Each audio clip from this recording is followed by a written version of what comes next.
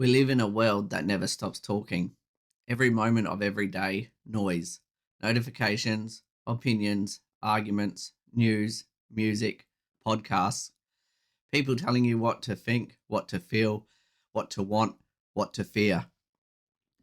And sometimes in the middle of all that noise, you lose something. Not dramatically, not all at once, but slowly, quietly, over years of filling every spare moment with sound, you lost the ability to just be still. I know because I did the same thing. I used to be uncomfortable with silence. I'd fill it with the TV, with music, with scrolling through my phone at midnight when I should have been sleeping. Not because I was enjoying any of it, but because the silence felt like something I had to escape from. It took me a long time to realize that the silence wasn't the problem. The silence was the answer. Most people think silence is the absence of something, the absence of noise, the absence of distraction, the absence of conversation, but that's not what silence is. Silence is a presence, it's a space. It's what fills that space when you finally let it is you, the real you, not the version of you that performs for other people, not the version that reacts to the news or scrolls through other people's lives, the version of you that knows things, that feels things, that has been trying to get your attention for years, but couldn't get a word in. Every great thinker in history understood this. Marcus Aurelius wrote his meditations in solitude. Viktor Frankl found meaning in the silence of suffering.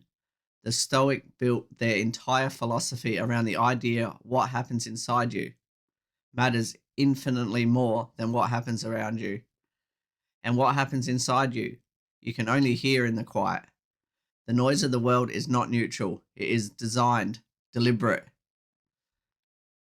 expertly to keep you reactive, to keep you anxious, to keep you consuming and scrolling and comparing and worrying. Because a quiet mind is a dangerous thing to people who profit from your distraction. I'll say that again. Because a quiet mind is dangerous to the people who profit from your distraction. A quiet mind thinks clearly, it decides deliberately, it is not easily manipulated, it knows what it actually wants rather than what it's being told to want. Silence is not passive, silence is power.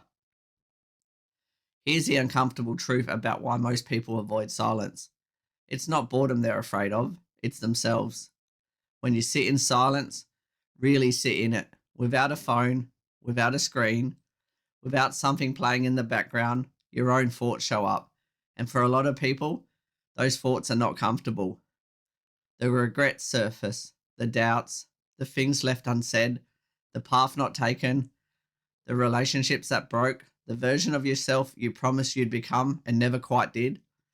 The noise keeps all of that at bay. That's its function.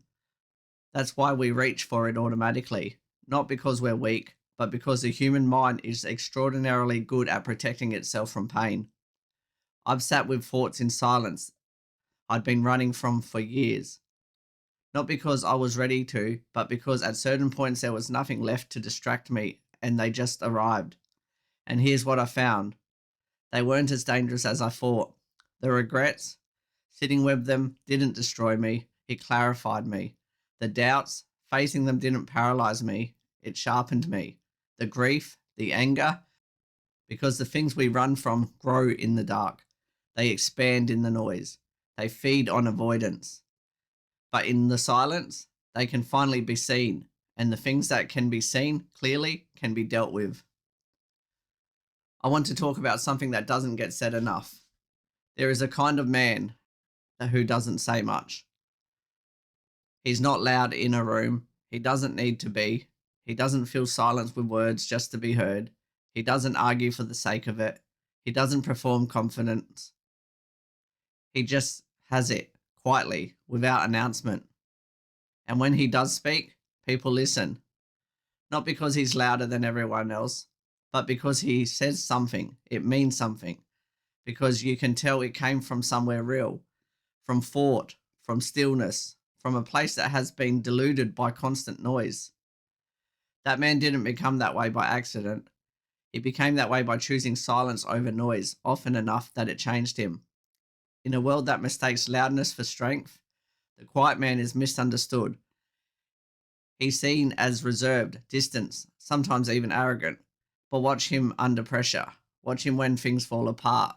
Watch him when everyone else is reacting and he is the only one who's still. That stillness isn't emptiness, it's depth.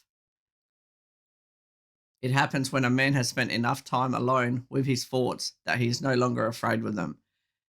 When he's processed enough, in silence, in solitude, that the chaos outside doesn't reach the calm inside.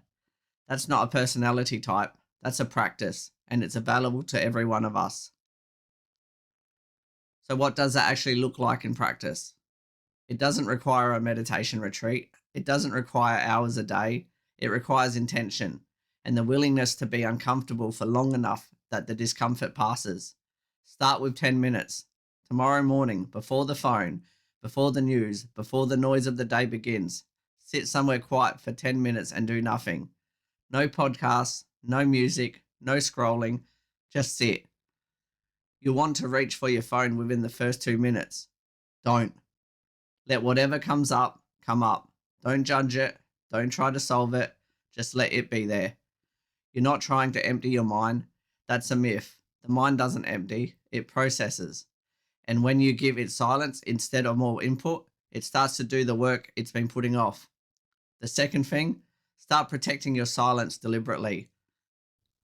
That means not reaching for your phone the moment you wake up, not having something playing every time you drive, not filling every quiet moment with content. Leave some space. Trust the space. And the third thing, when you have a decision to make, a problem to solve, something weighing on you, go to the silence before you go to anywhere else. Not because other people can't help, but because you already know more than you think you do, and you can only hear what you know in the quiet. I'll leave you with this. The most powerful conversation I've ever had weren't with people. They were with myself, in the quiet, in the early hours when the house was still and there was nothing between me and my own thoughts. That's where I figured out what I actually believed, what I actually valued, what I actually wanted from my life, and what I wanted it to look like. Not from a podcast, not from a motivational video, not from anyone else's opinion of what I should be, from the silence. The world will never stop being loud. That's not going to change. But you can choose, deliberately, every day, to step out of the noise for long enough to remember who you are. Not who the noise says you are, who you actually are. The version of you is waiting in the silence. Go find them. The things I hadn't processed, in the silence they moved, they shifted, they lost some of their power.